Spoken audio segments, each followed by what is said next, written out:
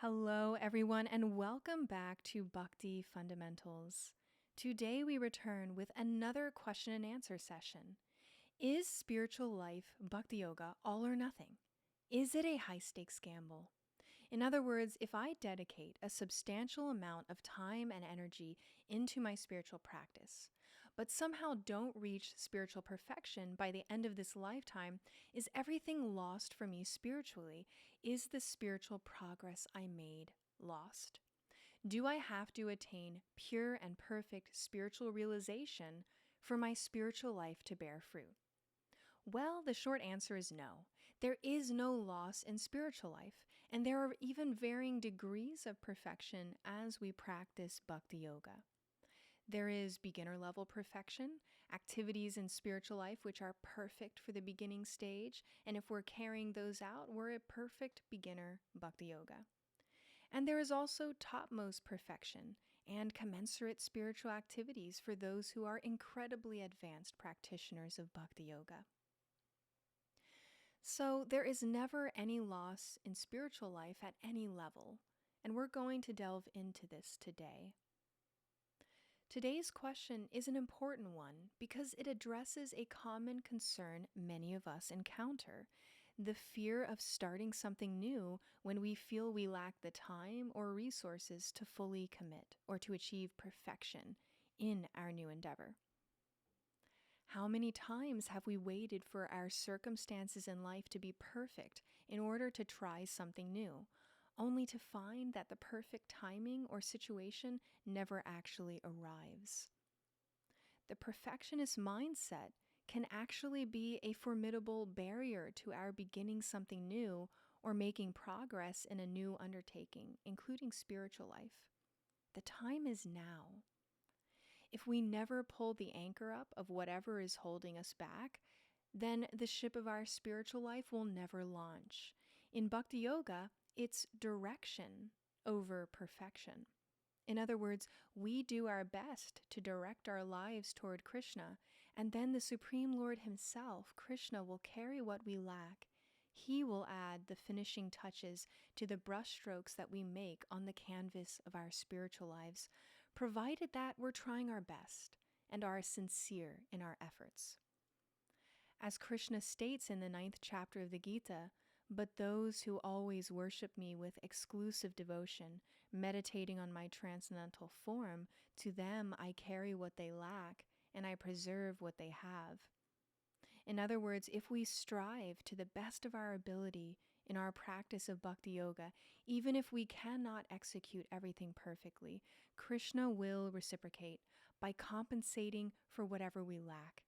He will guide us towards the spiritual goal of Bhakti Yoga, which is to fully reconnect with Him in a relationship of loving service.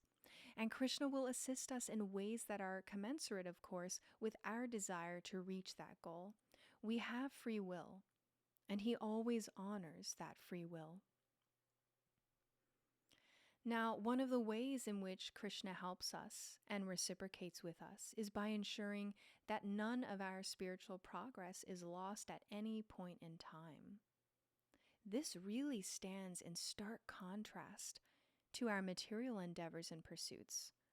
Often in this material world, we're accustomed to viewing things in terms of success or failure. We either get the job we want or we don't. We get into our med school of choice or we don't. Have you ever put immense effort into preparing for a job interview and perfected your resume down to the smallest detail, only to be turned down for the role? It's quite disheartening, isn't it?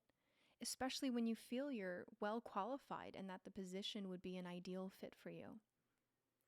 This brings up the point that materially there are really only 3 outcomes for things that we try to achieve.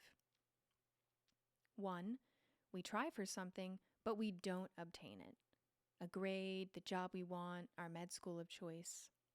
2, we do attain something we want, a beautiful house, for instance, but it's not all it's cracked up to be. Maybe the neighbors aren't nice, or there's a dog nearby that never stops barking.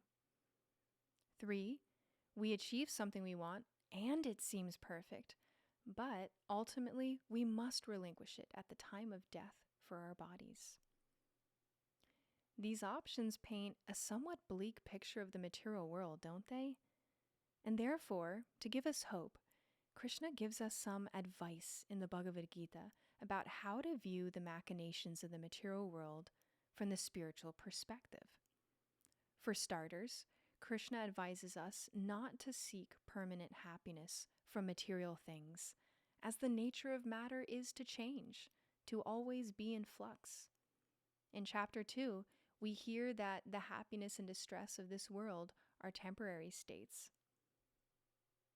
This is verse 14 in chapter 2 of the Gita. Krishna says, "The non-permanent appearance of happiness and distress, and their disappearance in due course, are like the appearance and disappearance of winter and summer seasons. They arise from sense perception, and one must learn to tolerate them without being disturbed." This means that in this material world, happiness will come to us unsought, and so will distress, but they'll leave of their own accord also. This spiritual perspective that Krishna gives us is so liberating. It frees us from the futile attempt to find permanent happiness materially, and it opens up our time for spiritual pursuits, which provide lasting inner fulfillment and bliss. And why do spiritual pursuits provide us with lasting bliss?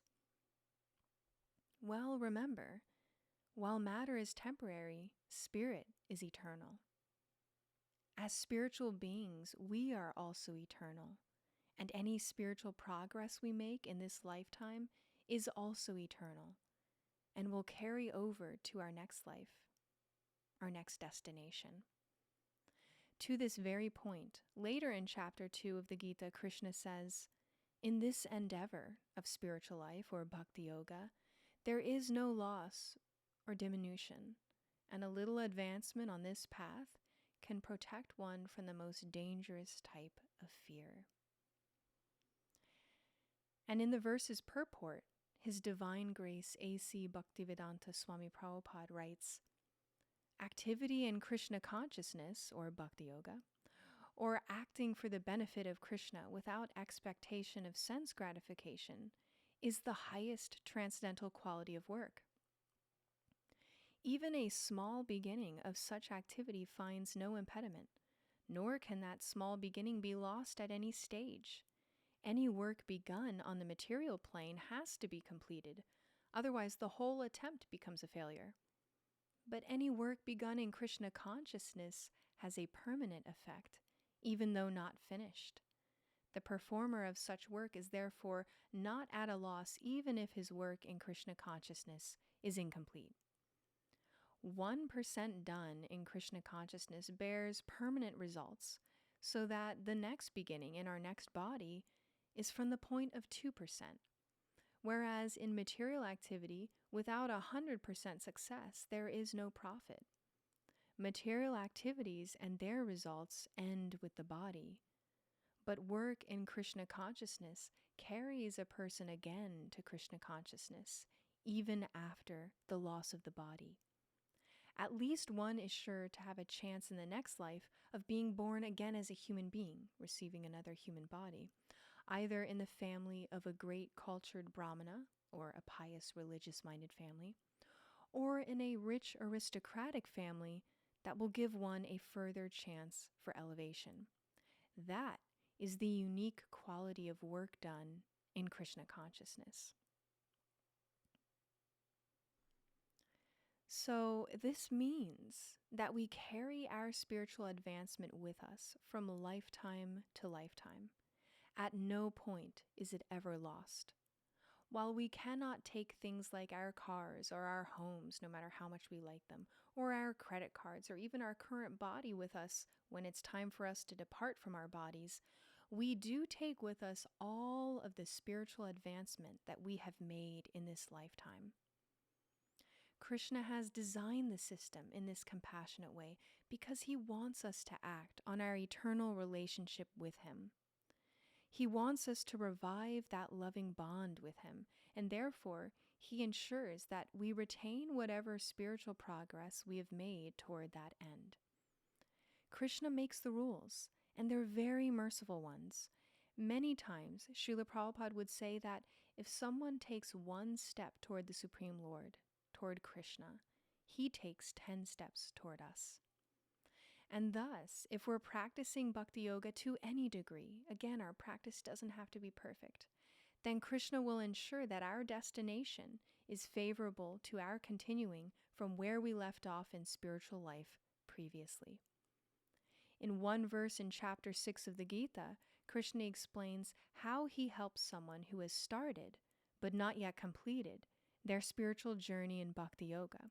He says, such a person revives the divine consciousness of their previous life, and they again try to make further progress in order to achieve complete success in Bhakti Yoga. Remember that Krishna is Paramatma, a word meaning supersoul. And as Paramatma, the Supreme Lord resides in the heart of every living entity and observes everything. Therefore, he knows what progress we have made in reaching him, and he, from within our hearts, helps us to remember our spiritual pursuits. He will set up the environment for us to pick up where we left off in our spiritual life so that we can continue advancing toward him.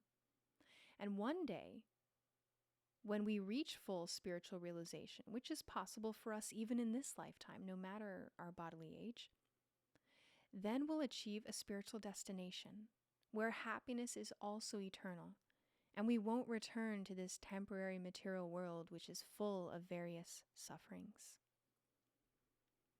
So even if you feel you can't dedicate much time to Bhakti Yoga right now, remember that it's not all or nothing in spiritual life. Spiritual life is not a gamble.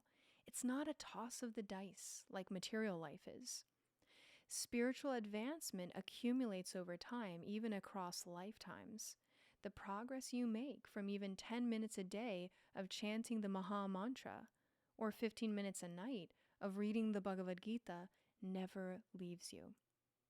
Unlike material pursuits and possessions, which we inevitably must relinquish at the time of death for our bodies, if not sooner, in our spiritual lives we have nothing to lose and everything to gain eternally. So that's all we have for today.